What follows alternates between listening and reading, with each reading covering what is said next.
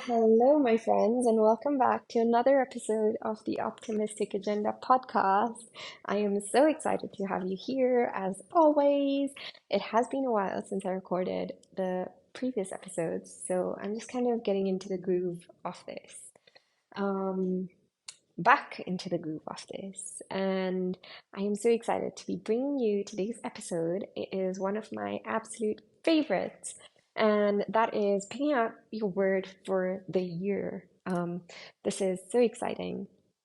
It is something that I came across a few years ago through Carrie Green of the Female Entrepreneur Association.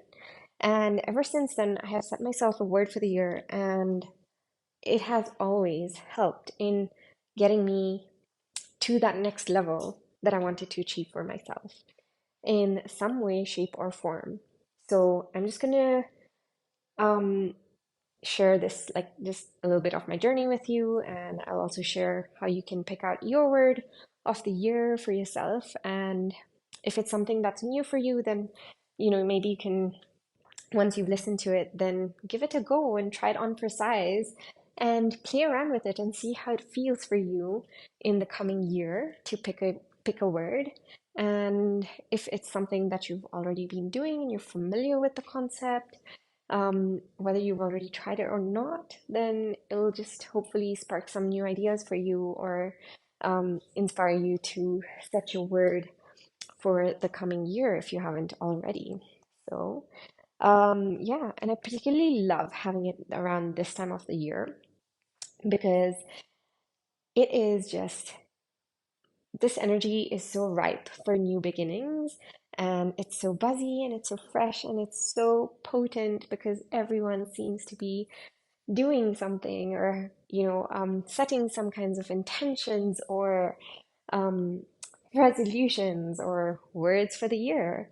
And this is just, and I always feel I love setting it this time of the year because I always feel like I'm walking through a portal on the first, and I just wake up feeling just like on a different level. And I hope that it does the same for you as well.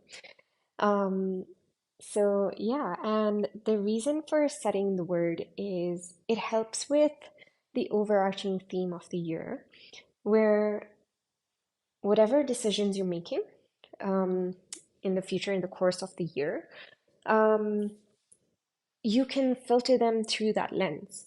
So let's say you pick a word um, for expansive, for example. That was my word for 2022, and expansive it has been, my friend. Um, but what it would do is where anything I'm doing, if it's not making me feel expansive, then I wasn't doing it. If something made me feel like my energy was contracting instead of expanding, or it wasn't making me feel good in that way, then I wasn't doing it. And that's kind of what the word of the year is going to help you with. Um, and I feel it also just brings in that little element of magic and wonder and sparkle. And it also creates room for that to happen. It creates room for possibilities to happen. And we could all use more of that. I don't see how that is a bad thing at all. So, yeah, that is my little riff on that. And literally, like ever since I've been setting them, I think I already mentioned that, but um, the past few years, every time I've set a word for the year, it has always somehow up leveled me into the next version. So I love sharing it with everyone, and it's a good time to do that. So let's get into it. So how do you do it? If you're not familiar with it, then I'm just going to give you a few little guiding steps and questions. And what you can do is maybe just make a note of them and journal on them, or you can ponder them as I'm talking if you're driving or doing something with your hands. And you can also always, pause this, think about it, journal it, and then come back to these later. So whatever feels best for you. But and sometimes in some cases what it might do is If you haven't already got your word for the year, then um, just you might and something might just pop into your head even as I'm speaking. So you may not even need to do all of this. But always go with your intuition because there is going to be something that will just pop into your head, and that is going to be it. Okay, I promise you that. There is something that's just going to pop into your head, into your mind, at the forefront, whatever it is. Even if you're journaling, you need to journal, there is going to be something that's going to pop out at you. So you can just use this to just help you out a little bit. So let's get started.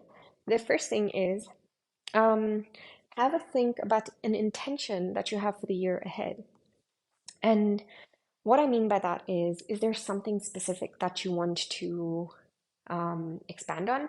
I will share some guiding questions with you, which may just summarize this as well. They'll touch on this, but if there's something that you want to like something you want to make happen, or something that you want to feel, or you want to embody, or something. So just have a think around the intention. And the guiding questions that I have for you is there an area that you want to step up in and amplify? Um, or is there a goal that you want to achieve, or a quality that you'd love to embody and do more of or have more of in your life? Is there an experience that you want to have more of? What do you want to see happen in your life? What are some achievements that you want to experience in the reality that you're creating for yourself in the coming year, in 2023? What do you need in this season of your life? And what is your top priority? Have a go at those and see what comes up for you. The second one is, the second step is ask yourself who you need to become to have those experiences and those achievements. And what qualities and characteristics does that version of you embody? And make a note of them. Also give a think of the quality and emotions that you would need to cultivate to be that kind of person. Again, just what qualities and characteristics and what emotions you're going to cultivate to embody that, that next level version, the one who has everything that you want, that you're calling in. What does she have? And once you've done that and you've got that down, hopefully by now something already popped into your head and you've already got something. If not, don't worry. But once you do have it down, um, once you do have it, I want you to write it down somewhere where you're going to see it every single day, and put it on a sticky note and stick it all over everywhere as a reminder, anywhere you're going to see it. I personally have it on my mirror where I'm getting ready, so I see it every single day and I look at it. I'll spend a moment and I'll just have a look at it. You can stick it through, stick it on your laptop or on your work table. Stick it on the fridge. Stick it on the car's dashboard if you must. Just have it everywhere, as many places as you will, as you can.